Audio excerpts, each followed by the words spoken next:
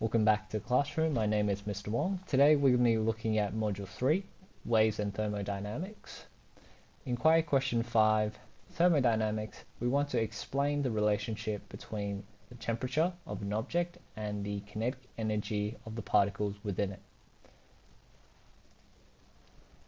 First, what we can talk about is this concept called the kinetic particle model. Now, the kinetic particle model states that every type of particle in the universe is in constant motion.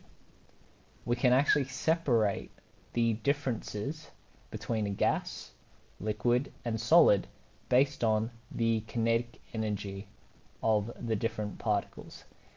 A solid would have the lowest kinetic energy. Gases would have the highest kinetic energy. Some features of the kinetic model will also tell us that all particles made of small particles, or all matter is made up of small particles in constant motion. These particles have kinetic energy, as kinetic energy is the energy of motion.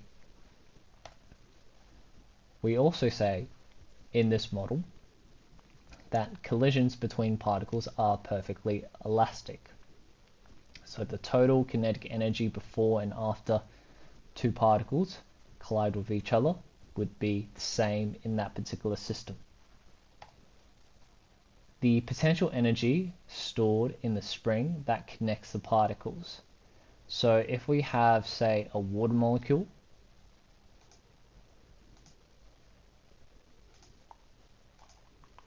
H2O, the potential energy is stored in the bonds. There is space between particles, as you can see with our diagram here. Any location where the particles aren't associated with, it is purely empty space. Not air, because air is made out of particles. Alright, there are multiple ways or multiple forms of kinetic energy. The most obvious one we talk about is translational energy, so the energy of straight line movement. So that's what we refer to as translational.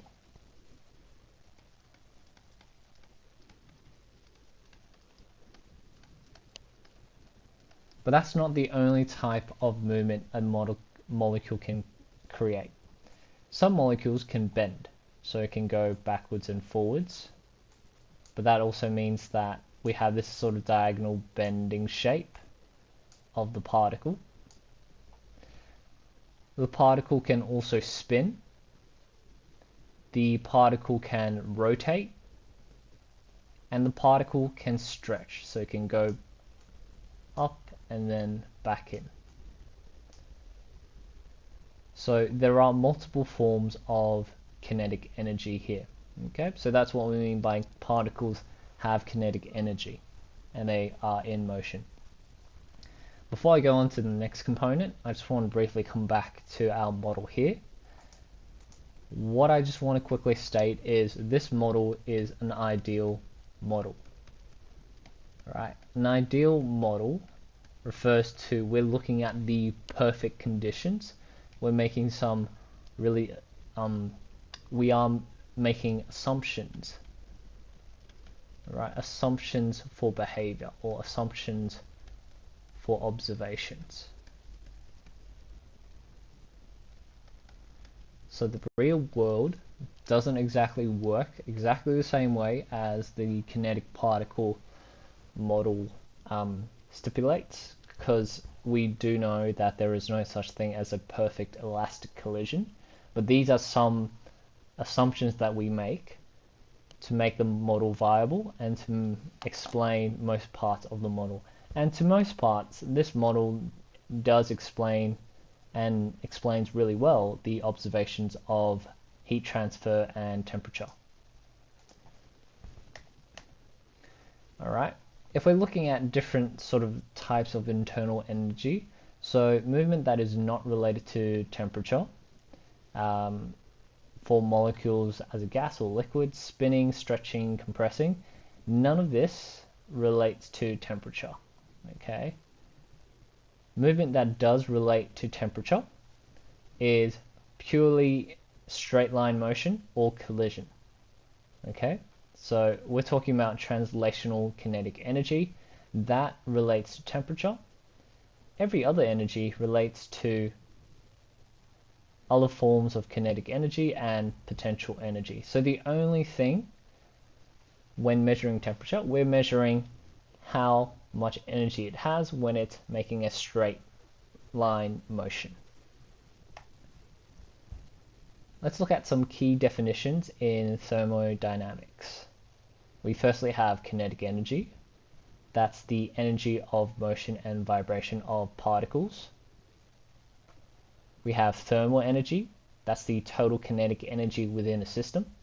So imagine we have, let's say, a little box, okay, and we have particles moving in all directions. The total energy of that box is the thermal energy. Okay? So that's what we mean. Heat, we refer to that as the transfer of thermal energy. So if we go from a high temperature to low temperature, we're saying that is a heat transfer. That is what we mean by that. And then we have temperature. Temperature measures the average translational kinetic energy of the particles. So again, back to this box here. If I measure the average energy of these particles moving backwards and forwards, that's what temperature is. Thermal energy measures all the different types of kinetic energies. So what we have, thermal energy not only looks at the total translational, we're also looking at rotational. We're also looking at spin. We're looking at bend. And we're also looking at stretch. So these are all the different types of kinetic energies that are counted for when we say thermal energy. We can also look at this little diagram here to give us a better picture. So we said that temperature is related to the average translational motion or translational kinetic energy. So if something has a high temperature, we don't necessarily mean it has a high heat, rather it means that there is a much higher kinetic energy on average per molecule, as you can see here, compared to a temperature that is low, and that's because there is a much lower kinetic energy of the particles interacting with, the mercury or the alcohol in the thermometer. Now, could you actually feel temperature? The short answer is not exactly. No, you wouldn't be able to feel temperature. The reason being is because we have things called conductors and insulators. So we have a conductor here, we have an insulator here. If you actually compare the pair, the conductor is really good at transferring heat. So transfers heat.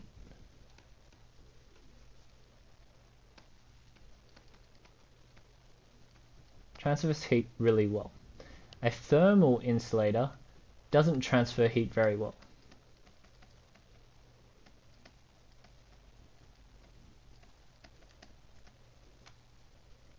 So both of these can be at the exact same temperature, but the thermal conductor will feel colder to you, let's say at room temperature, than the insulator, purely because the thermal conductor is transferring heat either to you or away from you a lot faster than a thermal insulator. Let's have a look. We compare the pair. We have a metal key and then we have a piece of paper. Same temperature, but if you allow them to just stay by themselves over a period of time, we can actually find that the key, its temperature drops faster because the heat inside the key is transferred into the air a lot faster compared to the piece of paper. So you can see from the graphs, the paper has a much slower drop in temperature. Okay, and the reason why there's a lower drop in temperature because the kinetic energy from a thermal insulator is being transferred slower to the hand or whatever's touching it. Okay, so you can certainly feel heat transfer, but you can't feel temperature in that sense. So put that down.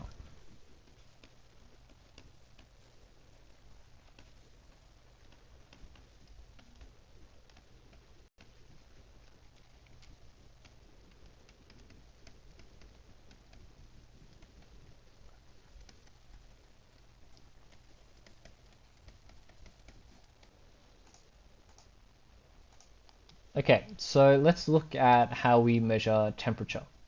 Now, the peaks represents in these charts the most common kinetic energy.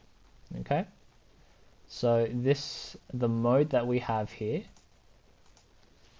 is the most common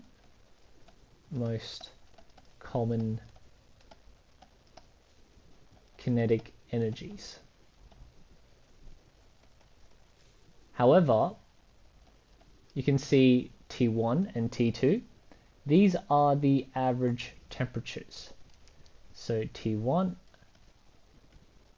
and T2, that is our average kinetic energy of particles. Hence, that is temperature. Let's actually have a look at how they are different. How do we dictate that they are different to each other? If you look at T1, in terms of the higher kinetic energies, fills in this gap here. Okay. T2, if you have a look, on average, has a higher amount of particles with a much higher kinetic energy. So that's what represents why T2 has a higher temperature overall than T1, which also means that also explains why some liquids can still evaporate even though it's only at 25 degrees Celsius, because there are still some particles with a much higher energy that can allow it to transition from a liquid into a gas. Alright, let's quickly have a look at a couple of statements and see what your responses are. We have boiling water, ice block, shower water, and steam. So question 1, which picture will the water particles be moving most slowly? Justify your answer. Question 2, in which picture will the particles have the most kinetic energy? Justify your answer. Question 3, steam at 100 degrees Celsius will actually cause more severe burns to a person than water at the same temperature. Why would that be the case?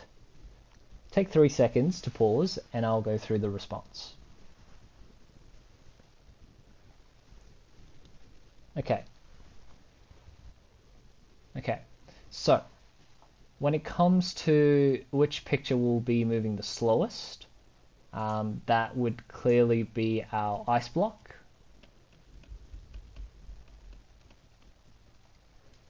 In question 2, it says, which picture will the particles have the most kinetic energy? In this case, it will be steam. The reason being is because steam is in the gas phase. It's not going to be boiling water because boiling water is transitioning from 100 degrees Celsius to gas.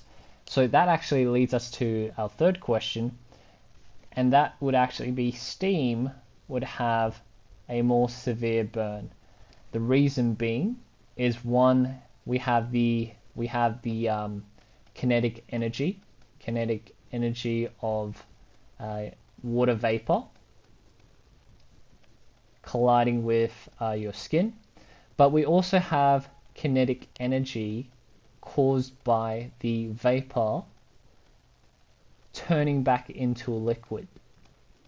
So additional energy will be released from that condensation process. And so that's why steam, even though it could be at the same temperature as water, liquid water that is, steam would be a lot more severe for the individual. How do we actually measure temperature? Now, the usual day-to-day measurements we use is in degrees Celsius, but we're going to go through a calculation called Kelvin. In terms of Kelvin, it's a theoretical plot that we've made. So we do some calculations and we look at the temperature and volume of an ideal gas. We find that if we extrapolate to a particular point, which is minus 273 degrees Celsius, the volume of the vessel that we're looking at is theoretically assumed to be 0. So we're assuming at minus 273 degrees, what we call absolute zero. This is where we expect that any gas will stop vibrating, there will be a zero volume.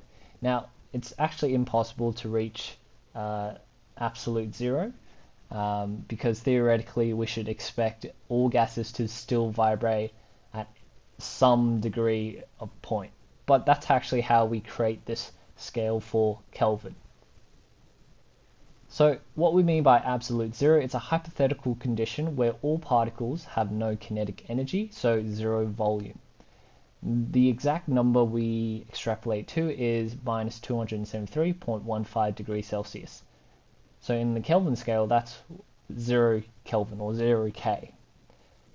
And as we said, absolute zero cannot be achieved because particles are still moving at that temperature. There are many different ways to measure temperature as well. There is the Fahrenheit, that's in the old empirical scale.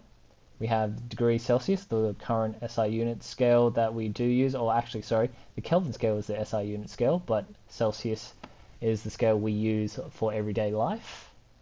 If we want to convert from Kelvin to degrees Celsius, simply whatever degree Celsius it is plus 273.15, and that'll give you the value in Kelvin. Alright, so which particles would have the greatest energy? A, B, C, or D? The answer here would be D. Question 2, why are gases easier to compress than liquids? The answer is B, because their particles are held less tightly. And then question 3, between the particles, would you expect the forces to be the strongest? That would be C, ice particles, because it's a solid. And what is temperature?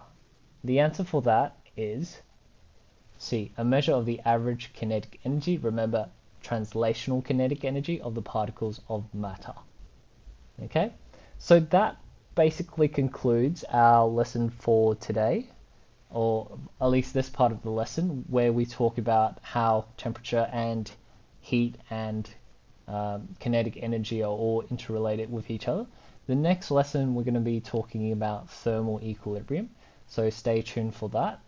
Hopefully you found this lesson worthwhile and you have developed a better understanding of what the difference between kinetic energy and temperature and heat are from each other. Take care.